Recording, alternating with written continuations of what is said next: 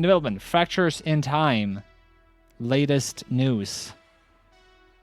While adventurers breach Neltharion's secret laboratory in Aber's, the Shattered Crucible, the new raid, the next content update is making its way onto the PTR, including a whole new specialization for Drakthir Evokers, a new mega dungeon, Dawn of the Infinite, and much more. New spec for Evokers? Okay. It was... Apparently it was true. Is that live on the PTR right now? Could I go... Let's download and see if we can try the new spec. So we have news right now. That's right, and we're getting new mega dungeon, Dawn of the Infinite, augmentation, support spec, not DPS, not healer spec, support spec, new public event, time rifts, sounds like kind of like assaults, new questline and dailies, Whelp Daycare, okay, dragon riding event, Kalimdor Grand Prix. Now that I'm excited about. Warlock race updates. Warlock race updates. Warlock pet customization. Oh, like more races can be warlocks, maybe. Returning player improvements. Okay, let's have a look. So new evoker specialization, augmentation. Emberthal and Abyssian are working together to release the Black Dragonflight essence that had been siphoned from the Drakthir during their long stasis, unlocking memories and powers forgotten to them. All Evokers can now choose to explore Azeroth as a new specialization, augmentation. Read more about this new specialization in our preview article. We will in a moment. Let's finish this first. New Mega Dungeon, Dawn of the Infinite. The Infinite Dragonflight, long-standing enemies of the Bronze Dragonflight, have worked hard to see their ultimate goal of triggering the transformation of Nosdormu, the aspect of time, into Murasond. This 8-boss, mythic-only mega dungeon will take players across the timeways to stop the Infinite Dragonflight from succeeding. You'll face Iridikron, among others, as you work to sustain Azeroth's timeline and put things to rights once... Put things to right. What? Put things right once more. Hang on, so Iridikron is going to be in this dungeon. We'll face Iridikron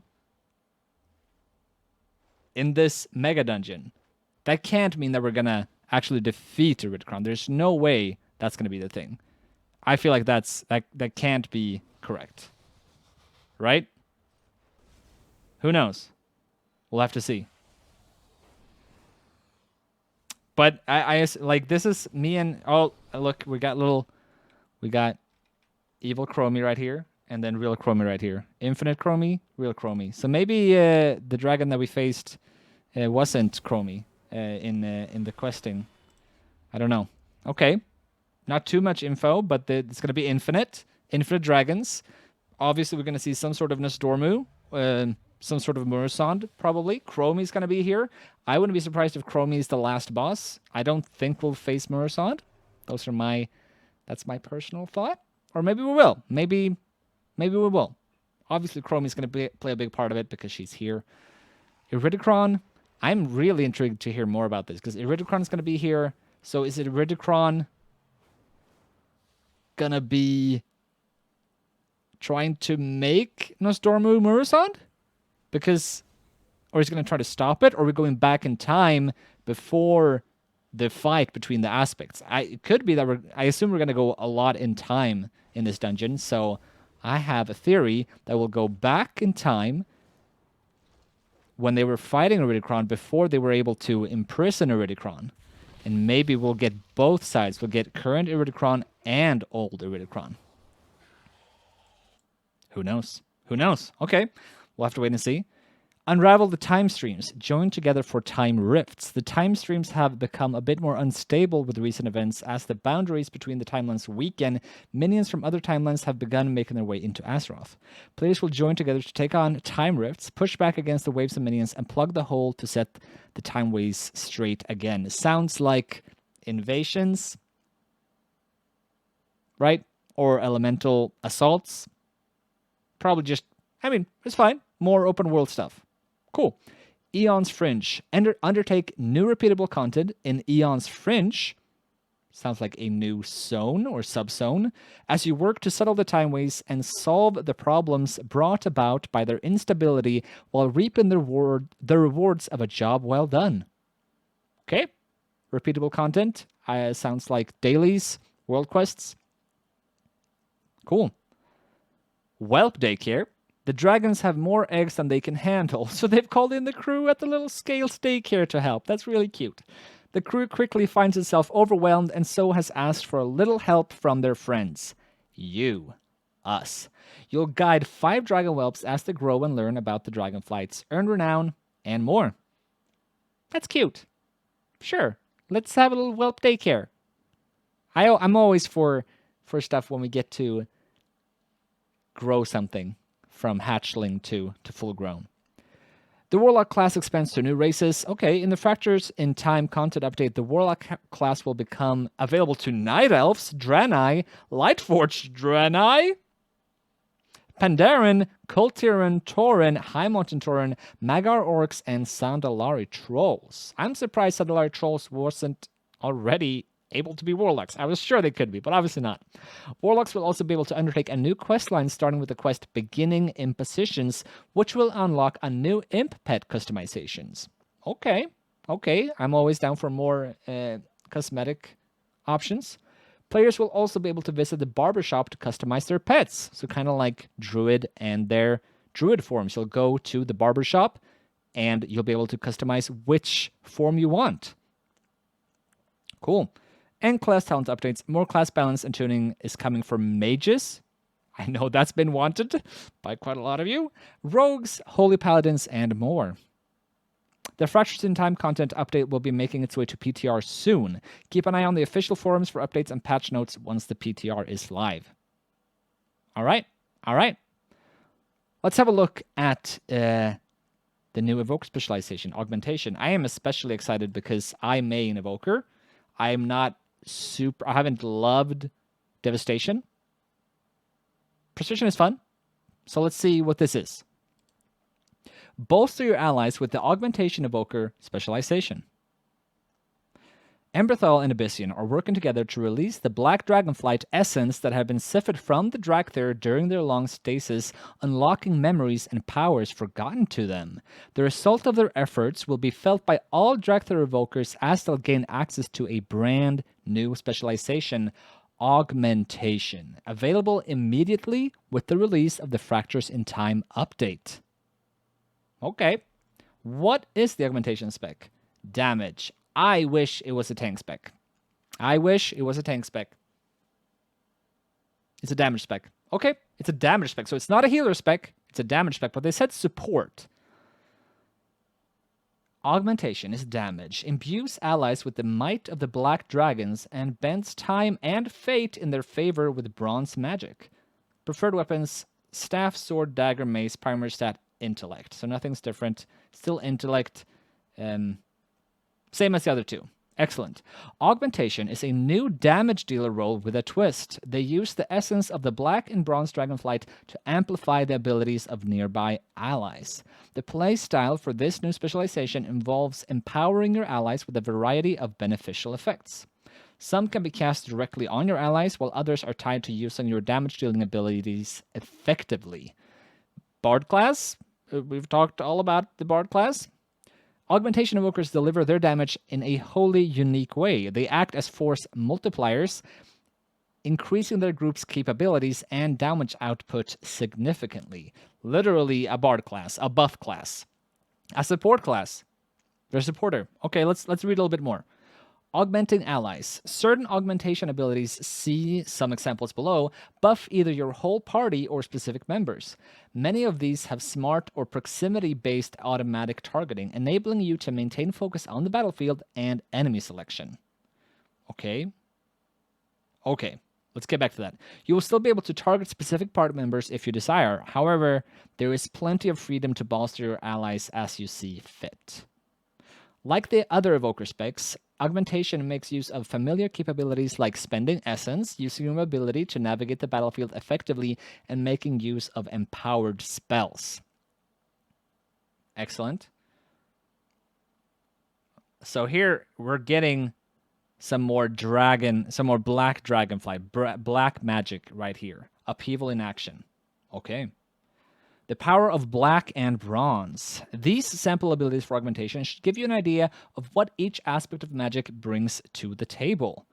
Black Dragonflight magic focuses on raw power increases and forceful outbursts of earth and might. Bronze Dragonflight magic is all about bending time, changing fate, and shifting timelines to tremendous effect.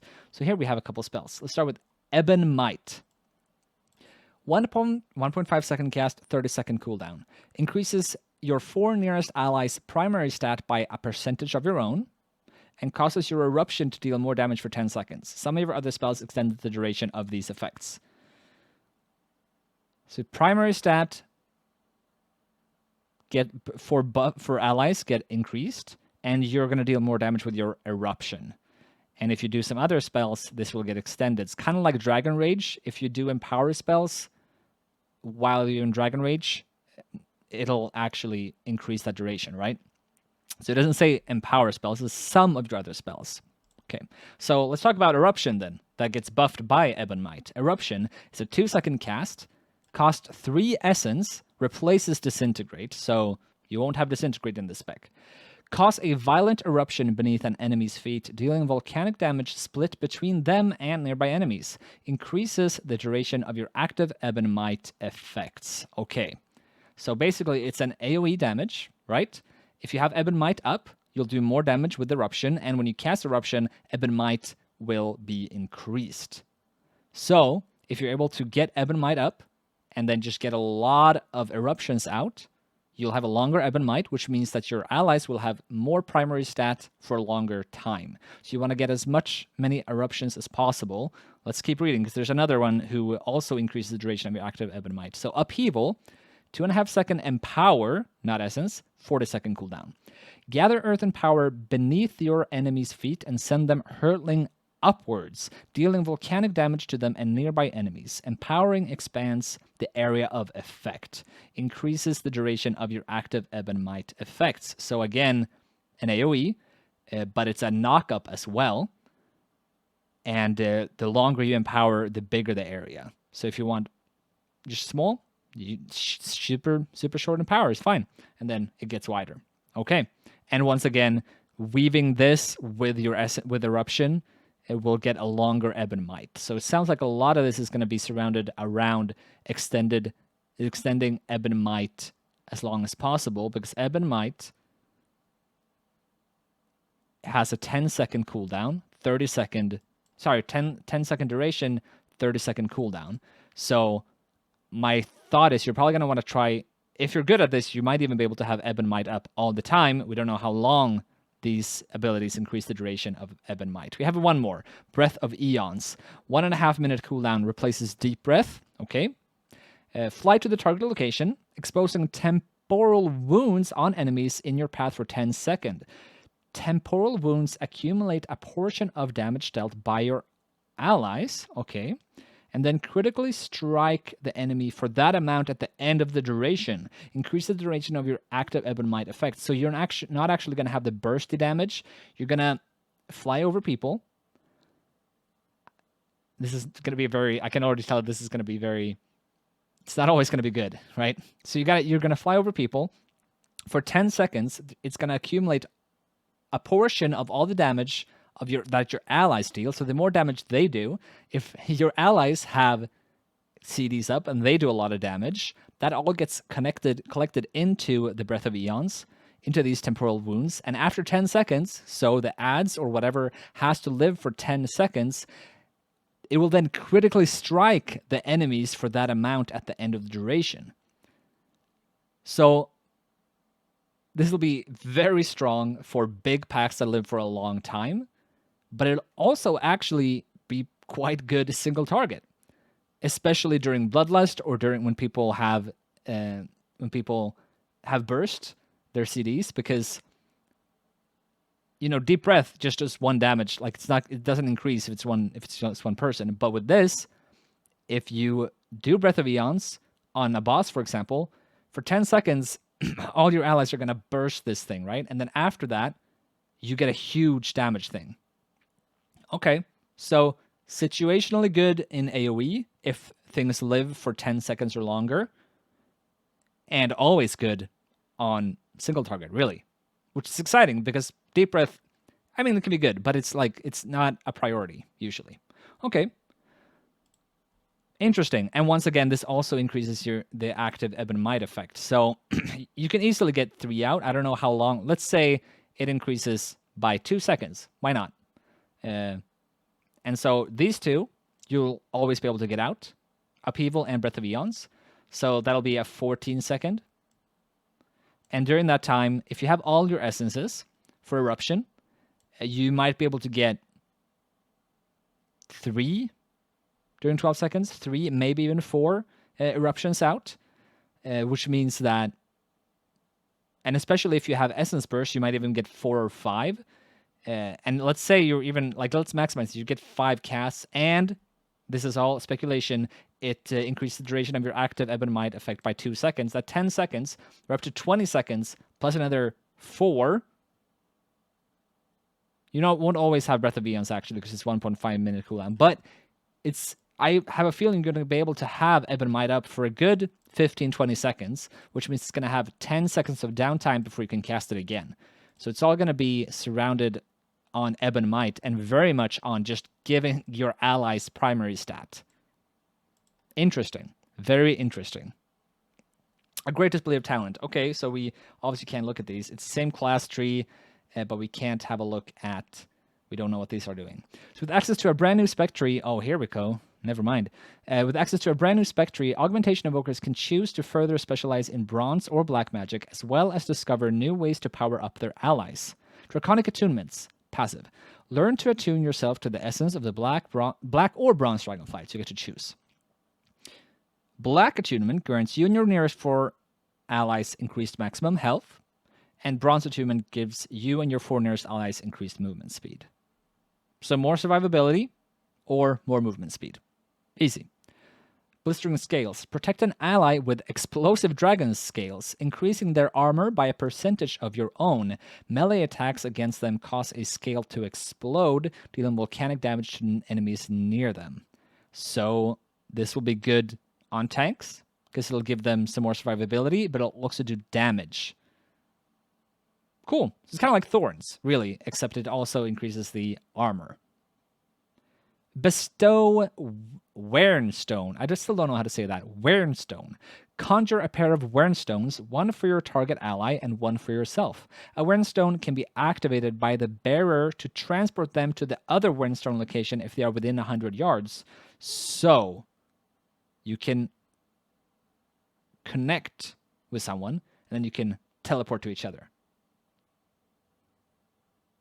It's kind of like a Warlock portal, except it's 2 different people. So this is a great way if you want someone to pre-position, or if someone gets stuck somewhere, they can easily swap. Problem is if they both want to swap at the same time. And you'll either just swap. It'll be interesting to see if it works like Leap of Faith, where you can just pull each other, or if it's going to be... Yeah, we'll see. Interesting. Expand your horizons. Augmentation Evokers offers a unique opportunity to delve into a playstyle never seen before in World of Warcraft. While we're still working on some aspects of this new paradigm, like introducing some new combat log hooks so that add-ons and community websites can effectively measure your performance, for example, we hope you've enjoyed this early look at it. We'll see you in the Dragon Isles. Because that's a huge part, right? Are people going to just dismiss this because it's just not good enough, or it doesn't perform? Or are we going to be able to measure how much more damage you are bringing to the table?